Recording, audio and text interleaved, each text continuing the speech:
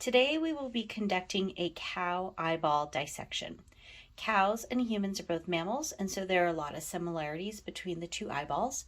There are some significant differences that we will talk about at the end of the video. First, you'll want to use your dissection scissors to cut away any excess fat and muscle tissue. So you can see here how there's a little bit of excess fat and muscle tissue. This is usually only necessary if there's an excess amount of tissue that will get in the way of making your incision.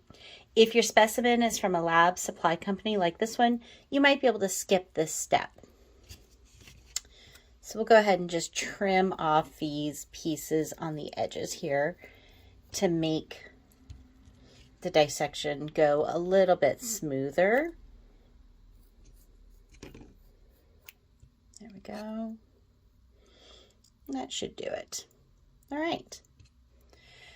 So next we'll be using our scalpel to make the first incision. Now, the eyeball is a fluid-filled sac. The fluid creates pressure to form the eyeball's shape, and it provides nutrients to the organs inside the eyeball. The eyeball is probably a little deflated now that it has been removed from the body, so you'll want to apply just gentle pressure as you go to make this first incision. We'll hold the eyeball firmly on the dissection pad. We're going to make it so the pupil points out to the side. We're going to apply some gentle pressure so you can see how the pupil sort of pops out as I apply some gentle pressure. And then gently but firmly, I'll use my scalpel to make an incision into the eye. We're going to make that incision just below the cornea. So this part right here is the cornea.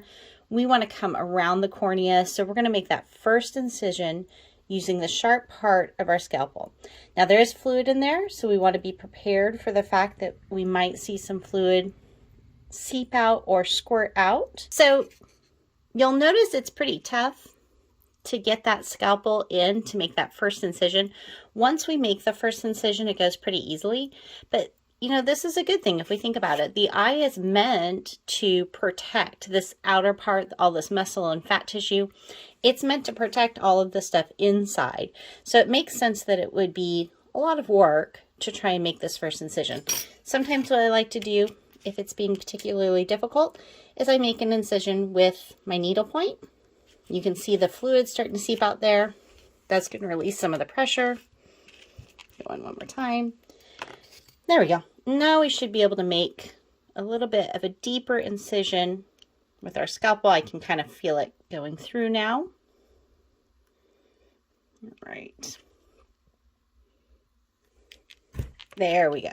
You can see how the fluid's starting to come out. And you can bring the fluid out if that helps as you go to make the rest of your incisions.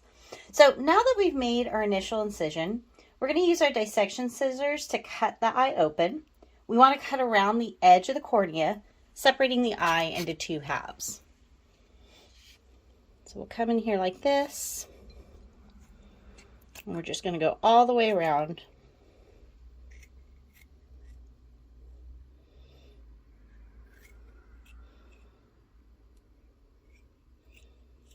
All right. Perfect. All right. Oh, look at that beautiful eye specimen. All right.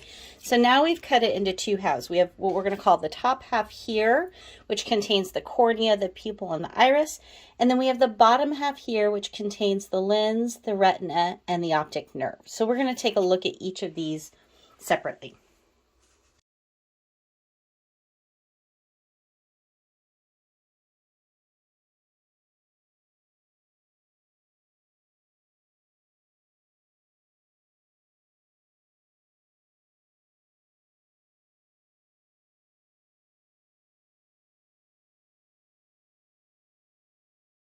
Let's examine the top half first. As I said before, the top half contains the iris, the cornea, and the pupil. The semi-transparent part, we can really see that transparent part now. This is the cornea.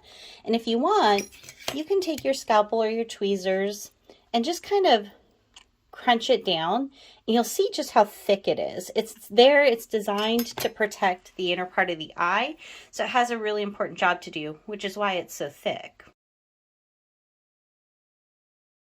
Now let's take a look. So I'm going to go back to the other side. And let's take a look at this iris here.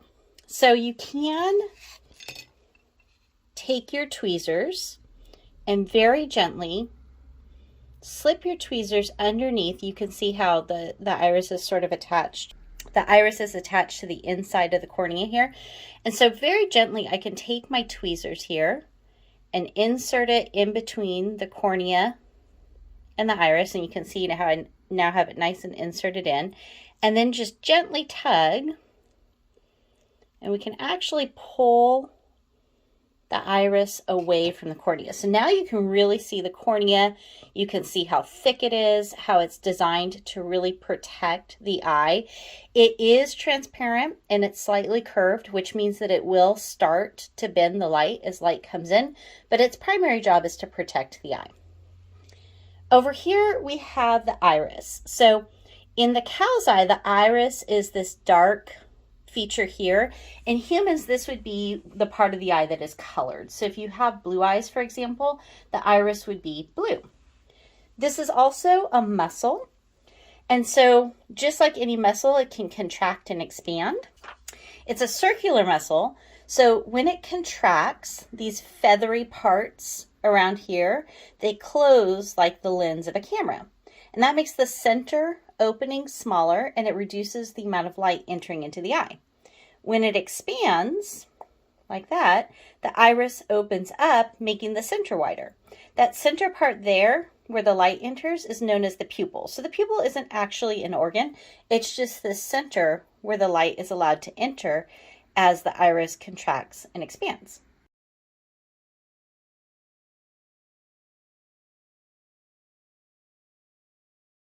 This part of the eye contains the lens, the retina, and the optic nerve, but they are well protected by this jelly-like substance called the vitreous humor.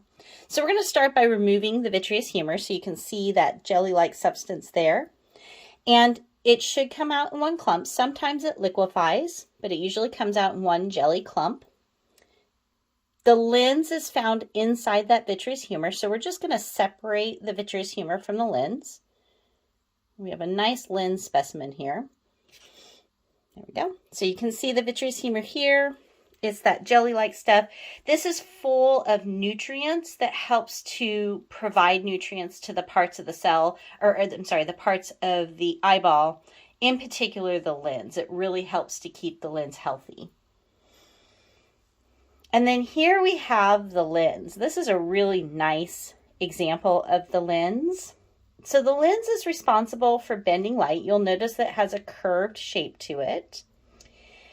It bends the light as the light enters into the eye, which creates a focal point on the retina at the back of the eye. We'll take a look at that in a minute. You might notice that the lens is made of layers. So if you're dissecting your eyeball, you can really take a close look at that lens.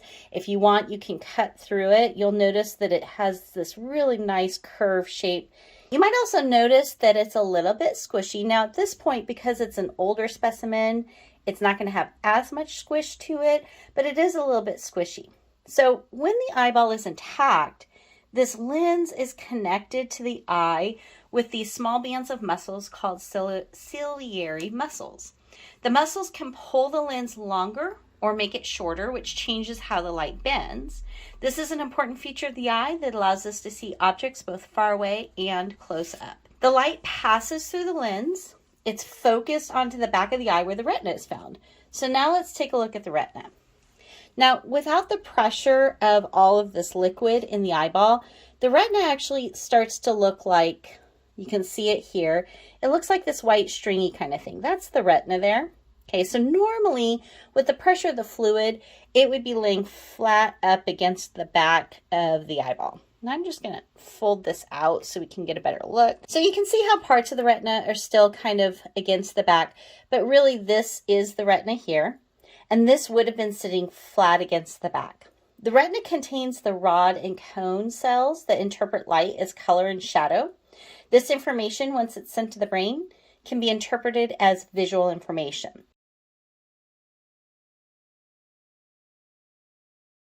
You'll notice that the retina seems to connect to one spot at the back of the eye.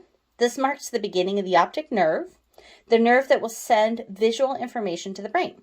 if we fold the eye back over and examine the back of the eye, right at about the same location, you'll notice these little, so here it is here, you can see that optic nerve coming out, those fibers of nerve cells that are popping out of the back of the eye, and that's the optic nerve.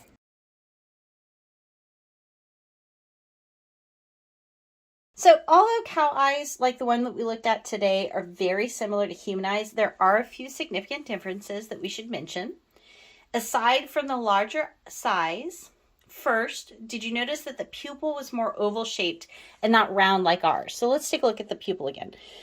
So notice how it has that round shape and it's not, it has an oval shape. It's not round like ours. So cows have oval shaped pupils. In fact, many different animals have many different shaped pupils. The shape of the pupil changes how the light enters the eye. You might have also noticed as we were examining the back of the eye here, the back of the inside of the eye, that there's this blackish blue layer here. So this is called a topedum. It's found in many animals, but not in humans. So humans' eyes don't have this at the back.